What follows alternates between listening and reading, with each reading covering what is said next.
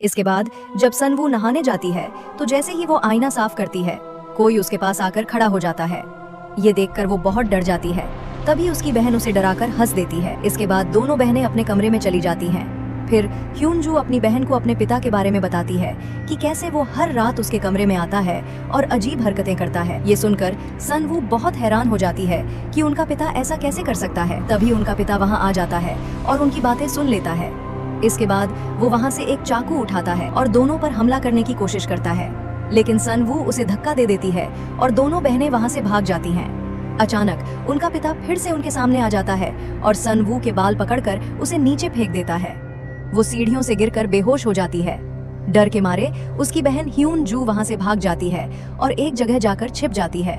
उनका पिता एक हथौड़ा उठाता है और ह्यूनजू को ढूंढने लगता है। दूसरी ओर सनवू को होश आ जाता है और वो अपनी बहन को ढूंढने लगती है, लेकिन जब वो पीछे मुड़कर देखती है तो उसका पिता हथौड़ा लिए उसके सामने खड़ा होता है और उस पर हमला कर देता है। जैसे ही वो हमला करने ही वाला होता है, तभी ह्यूनजू जोर से चीखती है, जिससे उसका पिता रुक जाता है। ह्यूनजू अपने पिता पर एक बैट से जोर से वार करती है, लेकिन उसे कोई फर्क नहीं पड़ता। गुस्से में आकर वो ह्यूनजू पर भी हथौड़े से हमला करने लगता है। तभी असली पिता नीचे से ऊपर आता हुआ दिखाई देता है।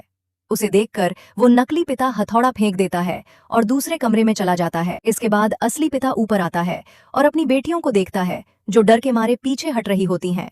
फिर पिता दरवाजे में बने एक बड़े छेद को देखकर पूछता है कि क्या तुम दोनों यहाँ लड़ रही थीं? लेकिन दोनों बहनें कोई जवाब नहीं देती। तभी उनका भाई वहां आ जाता है और दोनों बहनें उससे वहां से भाग जाने को कहती हैं। इसके बाद उनकी माँ पीछे से हथौड़ा उठाकर पिता पर हमला करने लगती है। पिता उसे रोकने की कोशिश करता है, लेकिन माँ उसे धक्का देकर गिरा देती है। फिर वो एक बेहद डरावनी मुस्कान के साथ टूटे हुए कांच पर चलते हुए अपने कमरे में चली जाती है।